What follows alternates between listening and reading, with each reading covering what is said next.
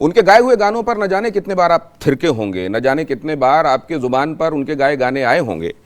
हो सकता है कि कई बार आपको पता भी ना हो कि ये किसका गाया हुआ गाना है जो आपकी जुबान पर, आपके दिमाग पर चढ़ा हुआ है।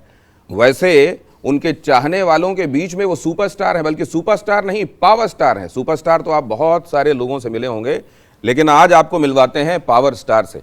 और अब तो इस पावर स्टार की व्याख्या एक दूसरे तरीके से होने लगी है कि वो स्टार जो पॉलिटिकल कॉरिडोर्स में भी अब पावरफुल होने की तरफ बढ़ चला है।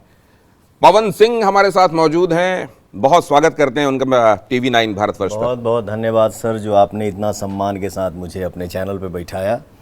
तो सबसे पहले मैं अपनी जनता को और आपको मेरे तरफ से सादर प्रणाम है। सादर प्रणाम, अभिवादन आपको। और जिस तरीके से माथे पे तिलक लगा हुआ है, अभी हम आपका इंतज़ार कर रहे थे, पता चला आप अपनी तमाम व्यस्तताओं में से वक्त निकालकर थोड़ा शरीर पर ध्यान देने के लिए भी गए हुए थे, जिम गए हुए थे। जी सर। तो ये रेगुलरली कर लेते हैं इस व्यस्तता में आप?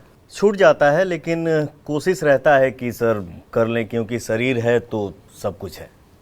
तो ये कब रियलाइज़ हुआ आपको, शुरू से या ऑफ लेट? नहीं, बहुत पहले से। ये तो आदत सी हो गई है ना, 15-16 साल से। 15-16 साल से लगातार आप शारीरिक स्वास्थ्य पे ध्यान दे रहे हैं। जी सर। तो ये कई बार ऐसा लगता है कि बॉडी को लेकर आदमी कई बार बेध्यानी में, बेख्याली में ऐसी चीज़ें भी करता है जो बाद में रियलाइज़ होती हैं कि यार ये तो बड़ा अब्यूज़ किया हमने बॉडी को। ये क्या है ना, किसी चीज़ की देखिए आदत होती है। जैसे अभी मैं 15-20 दिन से जिम मेरा बंद था, तो जिस दिन जिम नहीं होता है ना, एक्सरसाइज नहीं होता है या वर्कआउट, मतलब मेहनत नहीं होता है ना, तो लगता है कि यार कुछ मिसिंग है, कुछ मिस कर रहा हूँ क्या, कुछ भूल गया है क्या, गुम हो गया है क्या। तो एक्सरसाइज थोड़ा हो जाता है तो सर कॉन्फिडेंस आ जाता है। तो गांव में आपका, आरा से आप निकले एक गांव से, और उसके बाद आपके चाचा जी ने आपको संगीत से इंट्रोड्यूस कराया और फिर यहाँ तक आप पहुँचे। कभी किसी समय पहले आपको लगा था कि I am going to make it big, या चीज़ें होती चली गई आपके साथ? सर हमारे चाचा गुरु हैं श्री अजीत सिंह जी, और मेरा जन्म जिस गांव में हुआ वहाँ से तो हमारे लिए सपना ही था कि आज हम यहाँ बैठे हैं। तो हम मेहनत, यही कहेंगे कि हम मेहनत करते गए और हमार जनता के आशीर्वाद मिलते गए, और आज हम आप सबके सामने ऐसे बैठ के बात करते हैं। तो ये मेरे लिए सौभाग्य है। मेहनत करते गया, जनता का आशीर्वाद मिलते गया, और आज आपका भाई यहाँ बैठा है सर, और कोई ये नहीं है। तो ये आपने जब पढ़ाई लिखाई आप कर रहे थे तो उधर मन लग रहा था कि नहीं लग रहा था? सच पूछिए तो नहीं लग रहा था। एक ठो कहावत कहल गइल बना हमरे भोजपुरी में कि जौने रोगिया के भावे तौने बैदा फरमावे। तो 6 साल की उम्र में ही मेरा संगीत का सफ़र शुरू हो गया, और जब भी हम स्कूल जाते थे तो पढ़ाई तो करता ही था, मन नहीं लग रहा था। लेकिन कभी कभी ऐसा होता था ना, महीना में 1 हफ्ता या 10 दिन या 12 दिन या 5 दिन कि पढ़ाई को लेकर सीरियस हो जाते थे? नहीं। जैसे हम स्कूल गए हैं और चाचा ने कोई कार्यक्रम शाम को ले लिया है, दूर जाना है, स्कूल गए हैं, तो खबर आता था कि पवन जी आपके चाचा जी आए हैं, आपको कहीं जाना है, लेके जाएंगे वो। तो हमको चाचा शो में लेके चले जाते थे, तो हम भी खुशी हो जाते थे कि चलो यार, मास्टर साहब जो क्वेश्चन दिए थे उसका आंसर बताना था, वो तो याद है नहीं, तो अच्छा है कि मार खाने से बच गया। अच्छा, जो रोगिया को भावे वही वैद्य फरमावे। मतलब रोगी को तो जनरली ये होता है कि उसको बदपरहेजी अच्छी लगती है, लेकिन वैद्य भी वही दे रहा है, ये बात पवन सिंह कह रहे हैं। लेकिन जब आप इतने बड़े स्टार हो गए और अब आपको तमाम दूसरे डायमेंशंस में भी आपके लिए रास्ते भी खुले हैं और चैलेंजेस भी हैं, तो एक बात जाननी आपसे बड़ी ज़रूरी है, क्या ज़्यादा आसान है आर्टिस्ट के तौर पर अपना काम करना या पॉलिटिकल आदमी के तौर पर ज़िंदगी जीना?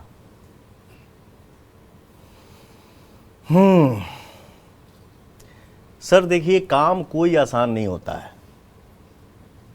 अगर आप किसी भी काम को, वो चाहे सिंगिंग हो, मैं तो कल्पना भी नहीं किया था ना कि कभी हीरो बनेंगे, एक्टर बनेंगे। अपना सिंगिंग का दुनिया था सर, हम लोग जब संगीत शुरू किए थे तो कैसेट की दुनिया थी। ये डिजिटल दुनिया में हमारी शुरुआत नहीं हुई है। हमारी शुरुआत तब हुई थी जब कैसेट का ज़माना था। ए साइड बी साइड। जी सर। ए का फर्स्ट, बी का लास्ट, उसी पे कैसेट सुपर हिट होता था। हाँ। तो काम आसान कोई नहीं होता है, लेकिन सर अगर आप ठान लें कि हमको ये करना है, मुझे वहाँ पहुँचना है, तो रास्ता है ना सर, कहीं ऊपर नीचे खाई बराबर।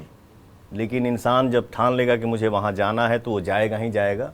लेकिन हाँ, उसमें जनता का आशीर्वाद सबसे महत्वपूर्ण है, क्योंकि बिना उनके आशीर्वाद के कुछ नहीं हो सकता सर। तो सिंगिंग भी कठिन है, एक्टिंग भी कठिन है।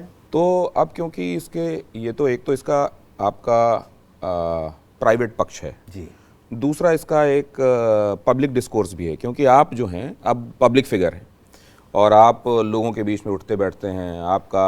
आपका हाव भाव, चलना उठना बैठना, ये सारा अंदाज लोगों के बीच में चर्चा का विषय रहता है। तो फिर चर्चा का विषय ये भी है कि जो पवन जी अपनी माता जी को इतना मानते हैं, महिलाओं के लिए इतना सम्मान उनके दिल में है, फिर वो मतलब ऐसी क्या बात थी जिसको समझा नहीं पाए घर पे, और क्योंकि उनकी बात तो मानी जाती होगी घर पे भी, तो ऐसी कौन सी बात है जो समझा नहीं पाए और जिसको लेके फिर बातें पब्लिक में आ गई?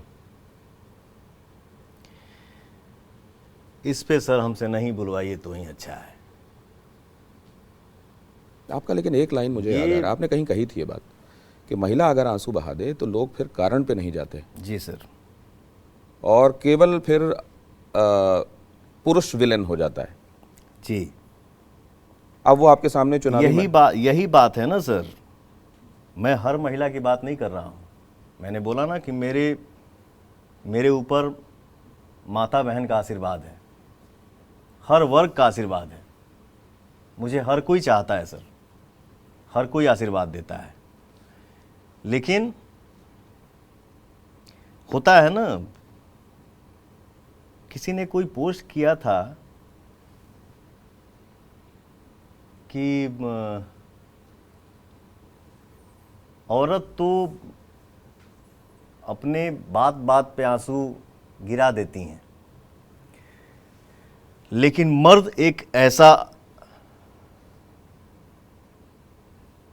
स्थान है सर जहाँ पे एक मर्द की बात आती है, लाख टेंशन आ जाए, लाख दुनिया जीवन में तकलीफ आ जाए, कुछ भी हो जाए, उसके बावजूद भी उसको घर को लेके चलना पड़ता है, घर को संभालना पड़ता है।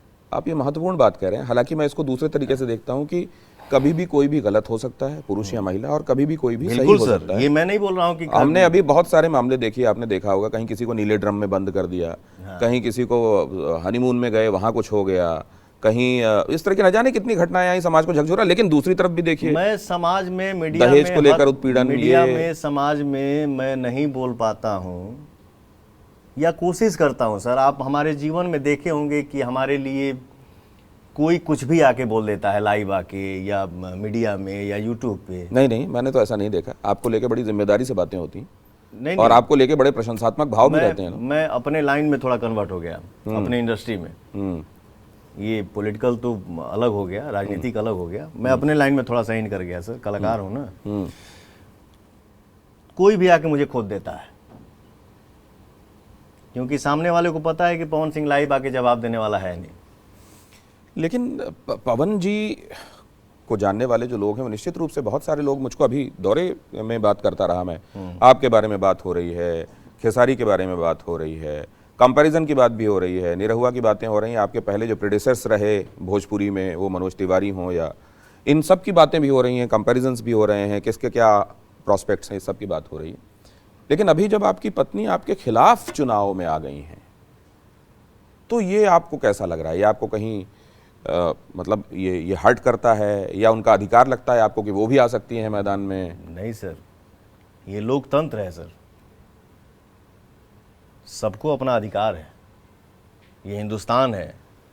ऐसा कम होता है लेकिन कि पत्नी या पति, जनरली तो ये होता है कि लोग अपनी गाड़ियों में लिखवा लेते हैं सरपंच पति, पत्नी अगर सरपंच है तो, इतना एका वाला भाव होता है। यहाँ तो आपकी पत्नी आपके खिलाफ तो अभी चलते ना बात, सारा यूट्यूब पे वह चलाता है, पवन सिंह की ये, पवन सिंह की ये, पवन सिंह की ये, जबकि उन्होंने तो साफ कर दिया ना सर। अच्छा, अभी आप लोग फॉर्मली अलग नहीं है ना पवन जी, आप लोग कागजों में तो अलग नहीं है। हमारा मैटर कोर्ट में है सर। वो है, लेकिन उसका कभी न्यायालय में है, अभी डिसीजन नहीं हुआ है ना। हाँ, डिसीजन नहीं तो सर आप लोग तो अभी भी पति और पत्नी हैं, अलग बेशक आप लोग हो सकते हैं, लेकिन कागजों में तो आप पति पत्नी हैं। वैसे में पति के कॉलम में आपका नाम नामांकन के समय ना भरा जाना, ये क्यों हुआ? अब इसका जवाब तो वही दे सकती हैं। मुझे ये सब देखने भी नहीं आता है सर। मुझे इंस्टा चेक करने आता है और इंस्टाग्राम खोल के चेक कर लेता हूँ कि हाँ क्या दिख रहा है, या अपना चेक कर लेता हूँ। मुझे लोड भी करने नहीं आता है, पोस्ट भी करने नहीं आता है। लेकिन मुझसे किसी ने शेयर किया ये बात कि सर जहाँ आपका नाम होना चाहिए वहाँ आपका नाम नहीं है। एक कॉलम में कहीं दिया गया है कि पति के स्थान पे भोजपुरी के प्रसिद्ध कलाकार। तो ये सवाल उन्हीं से पूछा जाए तो शायद वो जवाब दे सकती हैं। हम इसका जवाब हम क्या दे सकते हैं? हम जब इसको देखते हैं बड़ा कॉम्प्लिकेटेड लगता है। आपसे कभी मैंने देखिए इसमें आपका बच्चों के संदर्भ में भी टिप्पणी की गई, इसको भी लेकर टिप्पणी की गई कि आप बच्चे चाहते हैं, आपने कहा कि बड़ा अकेलापन लगता है, लेकिन फिर ये कदम क्यों उठाए गए? मुझे लगता है कि ये निजता वाला पक्ष है, मैं इस पर नहीं जाऊँगा। लेकिन इसका जो दूसरा पक्ष जो लोगों के मन में भी है कि एक तरफ अगर खेसारी ने आपके लिए नचनिया शब्द का इस्तेमाल कर दिया तो ज्योति जी को बहुत बुरा लगा, और वो पब्लिक में आके कह रही हैं कि वो मेरे पति हैं और उनके संदर्भ में आप ऐसी बातें नहीं कह सकते, आप उनके लिए इस तरह के शब्दों का इस्तेमाल नहीं कर सकते। उन्होंने आके डिफेंड किया आपको, और आपके लिए उनको बड़ा बुरा लगा कि इस तरह के शब्दों का इस्तेमाल क्यों किया गया। और दूसरी तरफ ये पक्ष भी कि कॉलम में आपका नाम नहीं है, इसको कैसे देखा जाए? मैंने बोला ना सर, मैं अपने जीवन में दिमाग से नहीं चला हूँ। कौन किस तरीके से चल रहा है, किसका क्या सोच है फिलहाल के लिए, पीछे क्या था, आगे क्या होगा, तो इस पे हम ज़्यादा कुछ नहीं बोल पाएंगे सर। अच्छा देखिए, दुनियादारी तो आपने, दुनियादार आप बहुत हैं, आपने चीज़ों को समझ तो लिया है। उस हिसाब से मैं आपको पूछ रहा हूँ, ये ज्योति जी के अपने अंदर कुछ उनके अंदर कुछ मिसकम्युनिकेशन या कुछ अपने अंदर कुछ नासमझी या कुछ ऐसा आपको लगता है, या आपको लगता है किसी ने बरगलाया है, या उनके एम्बिशन बहुत बड़े हो गए हैं चुनावी, इसलिए वो ये सब कर रही हैं? क्या लगता है आपको? सर क्या है, कभी कभी इंसान कुछ सोचता है अपने मन में, मैं ये करूं ठीक रहेगा या नहीं रहेगा, ये करूं वो ठीक होगा या नहीं होगा। तो जो इर्द गिर्द में भी कुछ लोग रहते हैं ना, उस टाइम बहुत ज्ञान देते हैं, ऐसे करो तो ऐसा हो जाएगा, वैसे करो तो वैसा हो जाएगा।